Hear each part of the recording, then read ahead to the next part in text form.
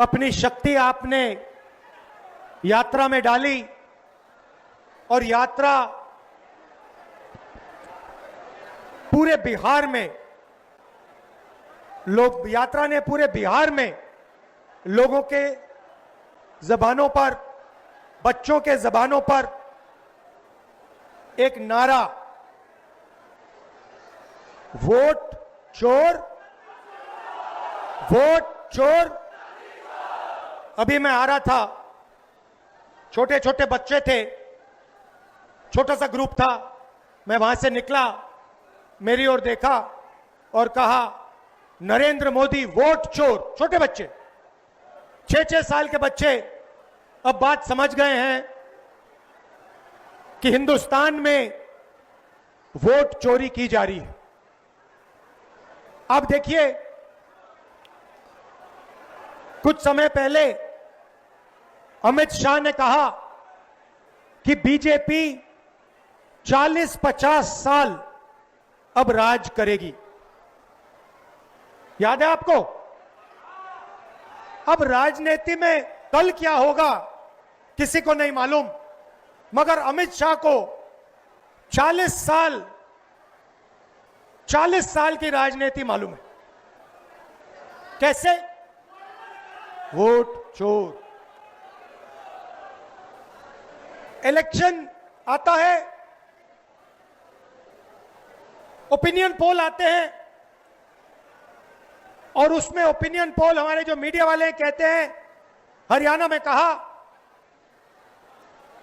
कि कांग्रेस पार्टी जीतेगी। नरेंद्र मोदी और अमित शाह कहते हैं बीजेपी जीतेगी और आंकड़े देते हैं 300 पार। 2014 में, 2019 में ओपिनियन पोल कुछ और कह रहे थे। नरेंद्र मोदी जी 2019 के चुनाव के बाद रिजल्ट आने से पहले प्रेस कॉन्फ्रेंस करते हैं, कहते हैं 300 सीटें आएंगी। हिंदुस्तान के सारे पोलस्टर कुछ और कह रहे हैं, ओपिनियन पोल कुछ और कह रहे हैं। नरेंद्र मोदी कहता है 300 सीट आएंगी। कितनी आई? 300 आई। क्यों? वोट चोर। भाइयों और बहनों, सच्चाई है कि यह पहले गुजरात में शुरू हुआ। यह 2014 से पहले गुजरात में शुरू हुआ और 2014 में नेशनल लेवल पे ये लोग इसको लाए। गुजरात मॉडल आर्थिक मॉडल नहीं है, गुजरात मॉडल वोट चोरी करने का मॉडल है। और इस मॉडल को ये 2014 में नेशनल लेवल पे लाए।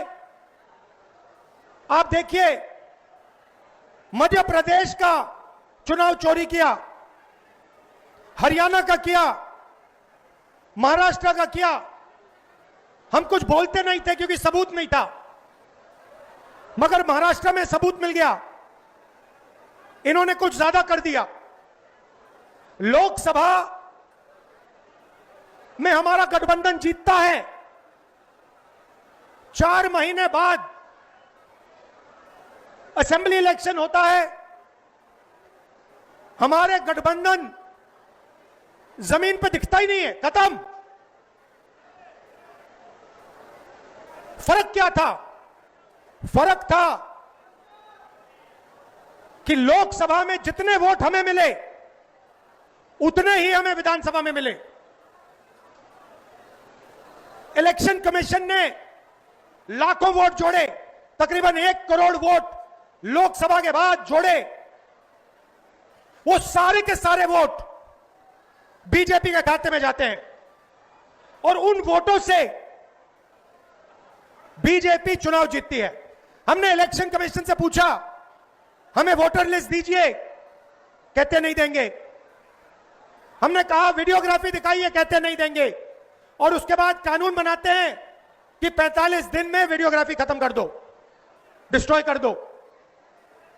तो फिर हमने क्या किया? हमने एक टीम को कर्नाटक में माधेपुरा विधानसभा में हमने उनसे कहा कि देखिए, आप थोड़ी गहराई में जाइए। मैं उन लड़कों का धन्यवाद करना चाहता हूं। 4-6 महीने 16-16 घंटे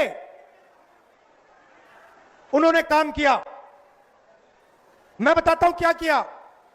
इलेक्शन कमीशन ने हमें पोलिंग के टाइम लिस्ट देते हैं, कागज की लिस्ट, 200 किलो कागज, 8 फुट ऊंची गड्डियां कागज की। हर लिस्ट को, एक चेहरे को लाखों चेहरों से मिलाया, एक चेहरे को लाखों फोटो से मिलाया, एक नाम को लाखों नामों से मिलाया और सच्चाई निकाली। भाइयों और बहनों, माधेपुरा असेंबली में, मैं लोकसभा की बात नहीं कर रहा हूं, एक असेंबली में 1 लाख फर्जी वोटर मिले। कोई 4-5 बार वोट कर रहा है, अलग अलग पोलिंग बूथ पे नाम है। एक घर में 70-80 लोग हैं, एक बेडरूम का घर है, हमने लोग वहां भेजे, वहां पे 4 लोग रहते हैं। हमने पूछा भैया ये 70 लोग कौन है? ऐसे कोई नहीं है यहां पे। डुप्लीकेट नाम, हजारों डुप्लीकेट नाम, 1 लाख फर्जी वोट। भाई और बहनों, माधेपुरा में 7 असेंबली है, 6 में कांग्रेस जीतती है। जहां पे 1 लाख फर्जी वोट थे, वो सारे के सारे बीजेपी को गए। और एक असेंबली में 1 लाख वोट से बीजेपी जीतती है और पूरी लोकसभा को ले जाती है। भाइयों और बहनों, ये सिर्फ कर्नाटक सेंट्रल में नहीं हुआ है, हिंदुस्तान में 70-80 सीटों में किया गया था। और मैं आप इसको स्टेज से बता रहा हूं, हमने काम शुरू कर दिया है। माधेपुरा पहला कदम है। हम आपको दिखाएंगे कि असेंबली इलेक्शन चोरी किए जा रहे हैं, हरियाणा चोरी किया गया, महाराष्ट्र चोरी किया गया, लोकसभा चोरी की गई। हम दिखाएंगे आपको सबूत के साथ, जैसे हमने माधेपुरा में दिखाया, सबूत के साथ हम आपको दिखाएंगे।